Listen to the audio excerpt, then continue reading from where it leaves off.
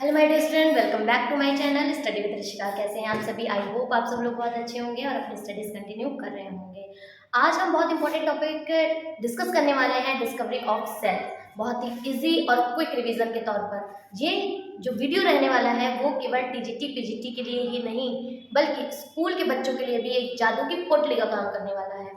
और इस वीडियो में जितने भी मैंने पॉइंट्स इंक्लूड करे, हर एक पॉइंट से, हर एक सिंगल पॉइंट से भी आपके क्वेश्चंस डायरेक्ट टीजीटी पीजीटी में पूछे जाते हैं। तो चलिए आइए शुरू करते हैं। एक बात का ध्यान रखिएगा, वीडियो को लास्ट तक जरूर देखिएगा। स्टार्टिंग में बोरिंग लग सकती है बट लास्ट में नहीं, ठीक है। अगर हम बात करें तो पहले जब हमने कुछ सेल के बारे में बताया था तो वो सेल की डिस्कवरी कैसे हुई। भाई कोई भी चीज अगर आई है तो उसकी डिस्कवरी हुई है ना, तो उसकी डिस्कवरी किसने की है? बहुत ही फेमस नाम है रॉबर्ट हुक। रॉबर्ट हुक जी ने इसकी पहले डिस्कवरी की थी। अब ये डिस्कवरी जो किया था उन्होंने वो डेड सेल में किया था। किसमें किया था? डेड सेल में, जो कि एक कॉर्क थी।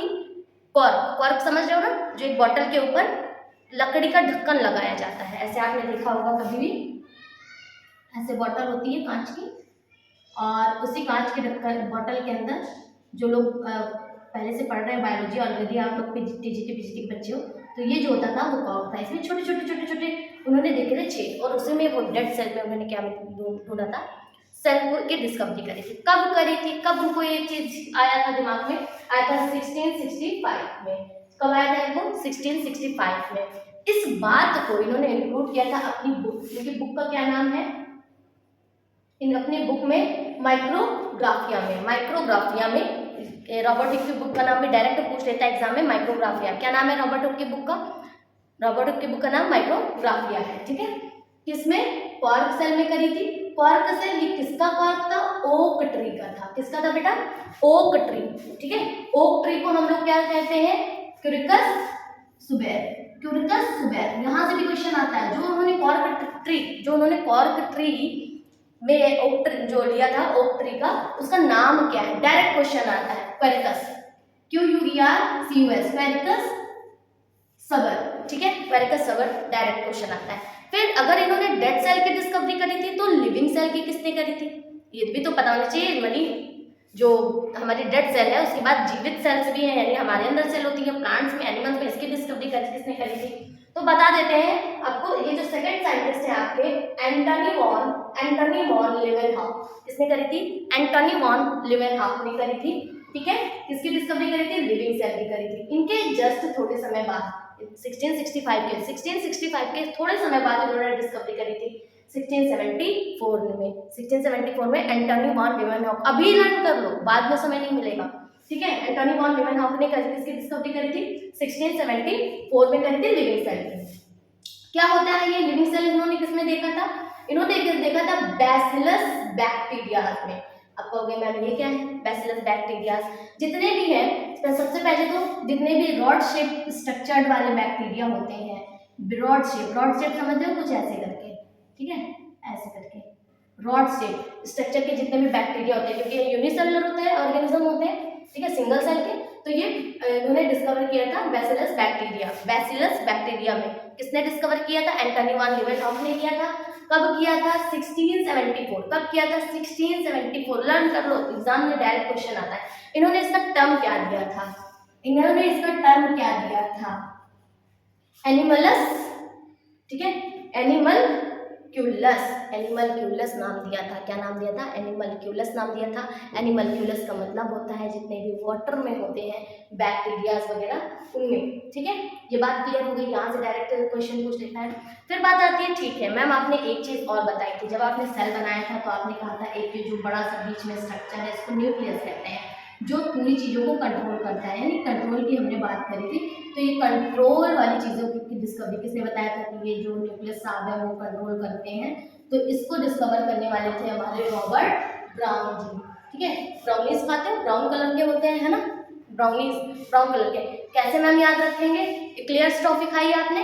इक्लेयर्स टॉफी में क्या कहते हैं? वो डबल इक्लेयर वाली, अंदर क्या चॉकलेट फिल होती है और ऊपर से थोड़ा सा शुगर होता है। जब थोड़ा सा आप खाते जाओ, उसके बाद बीच में ब्राउन कलर का जो चॉकलेट मिलता है उसे आप याद रख सकते हो कि उन्होंने न्यूक्लियस, क्योंकि वो भी बीच में है, ये भी बीच में है, ठीक है। इक्लेयर टॉफी में भी यहाँ पे चॉकलेट बीच में है और यहाँ पे भी न्यूक्लियस में भी ये भी बीच में है, ठीक है, न्यूक्लियस सेल के अंदर। तो अब इससे याद रख सकते हैं रॉबर्ट ब्राउन ने सेल न्यूक्लियस की डिस्कवरी करी थी, कब? 1831 में। रॉबर्ट ब्राउन ने कब डिस्कवरी करी थी? 1831 में डिस्कवरी करी थी। किसकी करी थी? न्यूक्लियस की करी थी। ठीक है, चलो इतनी बात मान लिया। रॉबर्ट हुक हो गए, रॉबर्ट एंटोनी वैन लीeuwenhoek हो गए, ठीक है, और रॉबर्ट ब्राउन हो गए। ईयर याद रखिएगा 1665, 1674 और 1831। ठीक है, इज दैट क्लियर? आगे आते हैं इन चीजों को पढ़ने, यानी हम कब से हमने पढ़ना शुरू किया, इसकी थ्योरी, एग्जैक्ट थ्योरी किसने दी थी, सब चीज किसने समझाया था। तो स्लेडर एंड स्वान, ये दो साइंटिस्ट का नाम है बेटा, दो लोग हैं यहाँ पर, दो लोग हैं, स्लेडर एंड स्वान, दोनों ने मिलकर के क्या किया था? Proposed cell theory. Proposed cell theory, cell theory को किसने प्रपोज किया था? स्लेडर एंड स्वान ने किया था। कब किया था? 1838 और 1839 में किया था। ठीक है, इतनी 2 इयर्स में किया था इन्होंने। ठीक है, 2 इयर्स यानी कि अप्रॉक्स, आगे पीछे ही होगा जब भी उन्होंने स्टार्ट किया होगा। उनको ईयर्स कितने? 1838 और 1839। स्लेडर एंड स्वान ने दो, स्लेडर एंड स्वान कब किया था? प्रपोज किया था सेल थ्योरी को। सेल थ्योरी किसने दी थी? डायरेक्ट क्वेश्चन आता है। स्लेडर एंड स्वान कब दिया था? 1838, 1839, दोनों आ सकते हैं एक साथ लिख करके। ठीक है, इस बात को याद रखिएगा। फिर अगर बात करें उसके आगे की, कि ठीक है मैम इतना भी आपने बता दिया, इतना सब चीजें हो गई, ठीक है, तो आपने कहा था इसके बाहर बाहर प्रोटोप्लाज्म प्रेजेंट होता है, एक लिक्विड फ्लूइड जैसा प्रेजेंट होता है ना, वो किसने बताया भैया कि प्रोटोप्लाज्म है? तो एक परकिंजे जी थे। परकिंजे कौन थे? परकिंजे जी थे। उन्होंने क्या बताया था? प्रोटोप्लाज्म डिस्कवर किया था। परकिंजे, पी से परकिंजे, पी से प्रोटोप्लाज्म। किसने डिस्कवर किया था प्रोटोप्लाज्म को? परकिंजे ने डिस्कवर किया था। कब किया था? 1839 में किया था। ठीक है, जब इनकी डिस्कवरी चल रही थी उसकी, उसमें परकिंजे जी भी अपने काम में लगे हुए थे। ठीक है, तो ये छोटी सी बात थी डिस्कवरी ऑफ सेल की, बहुत ही शॉर्ट में, बार बार जरूर से पढ़ लीजिएगा। कुछ इंपॉर्टेंट टॉपिक तो डायरेक्ट जो सेल चैप्टर है उससे आते हैं। कौन से ऐसे टॉपिक्स हैं जो डायरेक्ट आते हैं, फिर कौन सी ऐसी चीजें हैं बहुत कॉमन है, देखने में लगेगा बहुत ही कॉमन चीजें हैं, बट ध्यान से सुनिएगा, यहाँ से क्वेश्चन आएगा।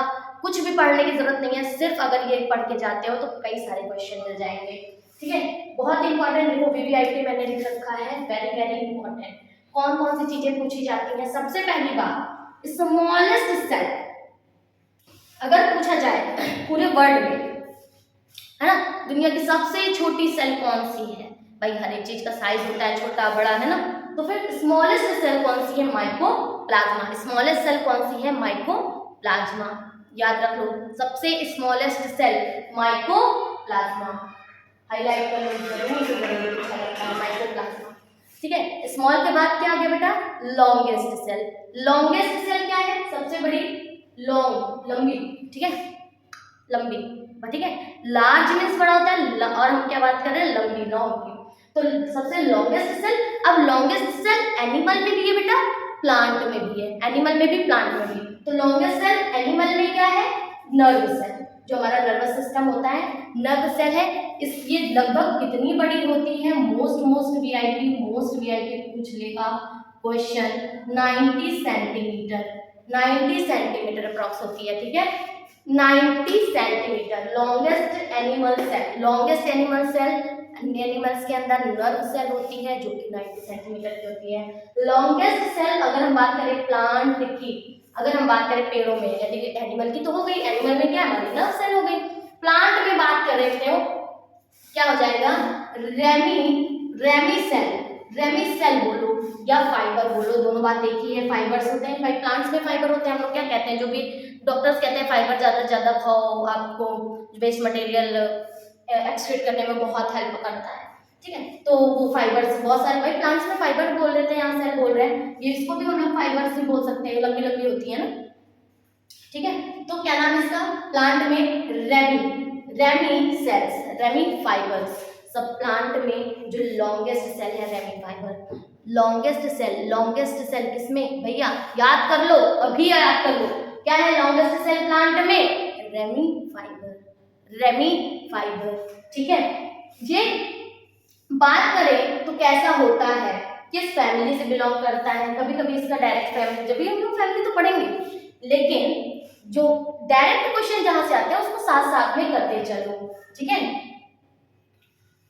यूट्रिकोसी फैमिली से आता है। कौन सी फैमिली से आता है ये? कोसी, ठीक है, यूट्रिकोसी फैमिली से आता है। इसमें अगर हम बात करें कौन से प्लांट्स आते हैं, कौन से प्लांट आते हैं, बोहेमिया प्लांट्स आते हैं। कौन से प्लांट्स आते हैं? बोहेमिया प्लांट्स आते हैं, ठीक है। नाम है प्लांट्स का, रेमी फाइबर्स से जो है कुछ में ज्यादातर मिलेंगे बोहेमिया प्लांट्स में मिलेंगे। इसकी जो आपकी लेंथ होगी, जितने लंबे होंगे 55 सेंटीमीटर लॉन्ग होंगे। Is that clear? Is that clear? Ramie fibre पूछ लेगा, रेमी फाइबर किस फैमिली के मेंबर्स हैं? किसी फैमिली के मेंबर्स हैं। और अगर बात करें किस प्लांट में मिलते हैं, तो ये प्लांट का नाम बेटा याद कर लो, पूछा जाता है बोहेमिया फैमिली, ठीक है। बोहेमिया प्लांट्स होते हैं, उसमें से मिलते हैं। इसकी जो आपकी हाइट होगी 55 सेंटीमीटर हो जाएगी, ठीक है। फिर बात आती है, हमने क्या क्या स्मॉलेस्ट बात कर लिया, अब लॉन्गेस्ट बात कर लिया, अब लार्जेस्ट की बात आती है। सबसे लार्जेस्ट सेल कौन कौन सी होती हैं, तो जरा देखिएगा। सबसे लार्जेस्ट सेल की हम बात करें एनिमल में, कहाँ पे बेटा? लार्जेस्ट, बड़ी, लार्जेस्ट सेल, बड़ी सेल कौन है? Ostrich egg. कौन है? Ostrich egg. ये जनरली सबको पता होगा, ऑस्ट्रिच एग बहुत बड़ा होता है, ये फ्लाइटलेस बर्ड है क्योंकि ये उड़ नहीं सकती है ना। ऑस्ट्रिच का वेट इतना ज्यादा है, ये उड़ नहीं सकती, ठीक है। अच्छा ठीक है मैम, आपने ये भी बता दिया।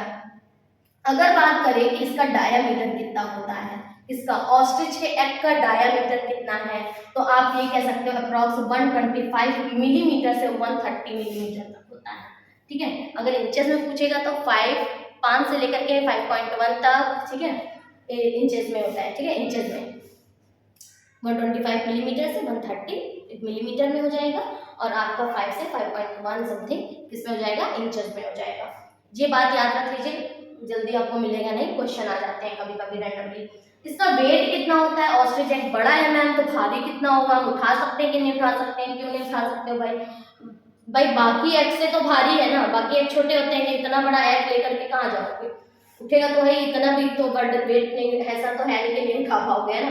तो 1.35 kg यानी अप्रॉक्स 1.4 kg तक होता है, ठीक है। ये कह सकते हैं 1 से 1.5 किलो होता है कॉमन लैंग्वेज में। Is that clear? पक्का? इतनी बात समझ में आ गई? ठीक है। फिर बात आती है largest cell in plant cell. Largest cell in plant cell, अगर प्लांट सेल में देखें सबसे लार्जेस्ट बड़ी कौन सी है, ये तो एनिमल की बात हो गई। अगर ऐसे पूछा जाएगा तो भी पूछ लिया जाएगा एनिमल्स में सबसे लार्जेस्ट कौन है, तो ऑस्ट्रिच एग है, ठीक है। तो बात करते हैं प्लांट सेल में, ठीक है। तो आप इसका नाम याद रख लीजिएगा बेटा, बहुत पूछा जाता है, एसिटाबुलेरिया, ठीक है। एसिटाबुलेरिया प्लांट में सबसे लार्जेस्ट सेल है, ठीक है। लॉन्गेस्ट नहीं बेटा, लार्जेस्ट सेल है। कौन है? एसिटाबुलेरिया। एसिटाबुलेरिया कहते क्या है? इसी को दूसरे वर्ड्स में हम लोग क्या बोलते हैं? Humble plant.